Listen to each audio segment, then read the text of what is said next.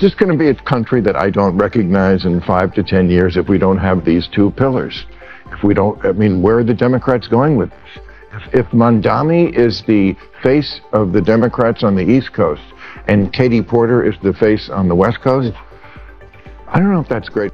It looks like the socialists are officially taking over the Democratic Party, and the election of Mamdani as New York's mayor just sealed the deal. Even the party's top leadership seems to be warming up to his radical socialist agenda shift that could mean serious trouble for the DNC. That's why Maher decided to step in and save the party by pointing out where it lost its way and how it can still make a comeback. Let's dive in. The guy he just brought up, that's who you're all going to have to answer for. So I got to get your answer. This is Mamdani. If you've been not following the news, he won the Democratic primary in New York, so he is certainly likely to be the next mayor. We don't know. I mean, there's a lot of opposition because we've never had someone this radical. Some of the things he says, prisons were obsolete. What purpose do they serve? I could think of a couple.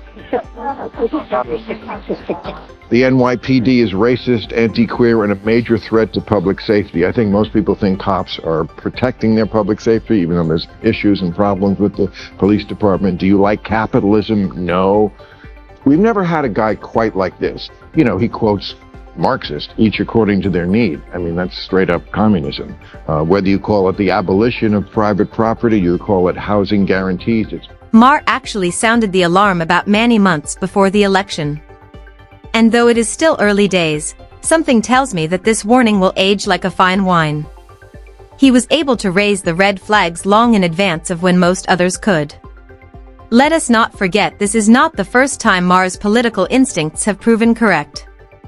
Remember when he cautioned the DNC against backing Kamala Harris as a presidential candidate? They ignored him, convinced they knew better. And what happened? A complete political disaster, one of the most humiliating defeats in modern American history. It's almost as if the party is addicted to repeating its own mistakes. Maher is no prophet, but he definitely knows how to see the writing on the wall in advance. And if his track record is anything to go by, Manny's rise might just be the next chapter in the DNC's slow-motion downfall. Something we usually hear in America. There's always a villain. There's always people. They always try to create a villain. That's my point. They always try to create some boogeyman or boogie. If it wasn't this one, it was going to be somebody else. I'm not creating anything. I'm not defending the policies. There are plenty of things that I disagree with there, and that I don't come down on. You're going to have to answer everything like this. They're going to ask every single Democratic politician.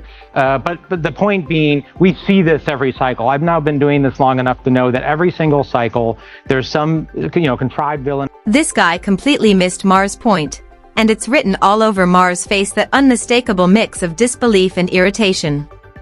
Nobody's out here trying to turn Manny into a boogeyman. We've made that crystal clear plenty of times on this channel. In truth, Manny doesn't need anyone to label him a radical. His own words and policies do that just fine. Every concern Bill Maher raised about New York's newly elected mayor wasn't exaggeration or smear. It was grounded in Manny's own statements and political blueprint. When a politician openly promotes ideas that challenge the very core of American capitalism, of course people are going to talk, and rightly so. Maher's just holding up the mirror, showing the left what they refuse to see. If that makes Donnie look like a boogeyman, well, that's entirely on him.